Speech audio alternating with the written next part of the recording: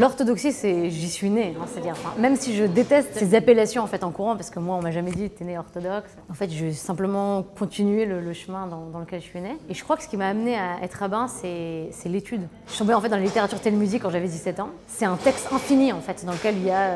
des questions, des réponses, une sorte de bibliothèque en fait dans laquelle piocher, à la fois de manière légale, à la fois pour sa pensée, pour la vie.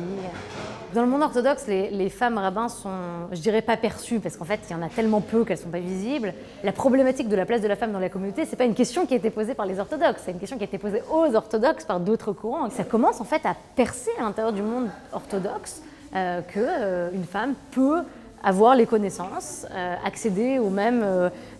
fonctions, à la même spécialité en fait en termes de la loi, de l'accompagnement des personnes, de l'étude, de l'enseignement qu'un homme, et que du coup c'est quelque chose de possible. J'ai découvert en fait que je pouvais avoir une place physique en fait à la synagogue,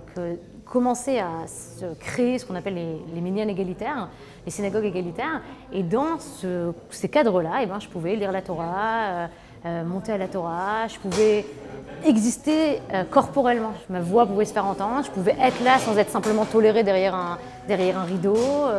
Par exemple, pour tous les sujets qui concernent le droit de la famille ou le droit des femmes, tout d'un coup, entendre la femme qui est sujet de ce droit-là et qui n'est pas objet, ça change toute la perception de ce droit-là. Hein, c'est pas simplement considérer la femme comme un problème ou un objet dans un cadre légal beaucoup plus général, c'est elle qui peut s'exprimer sur ce qu'elle ressent, comment ça devrait se réguler, et c'est fondamental. Non, je me sens pas du tout comme une précurseur, en fait, je suis dans cette même position des femmes qui, vous savez, en entretien d'embauche,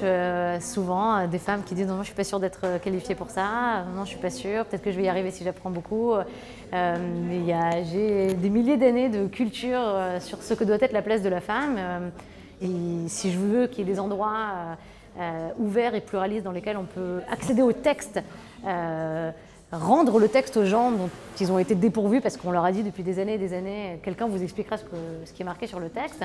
mais si je veux que ça existe, il faut que je le fasse maintenant.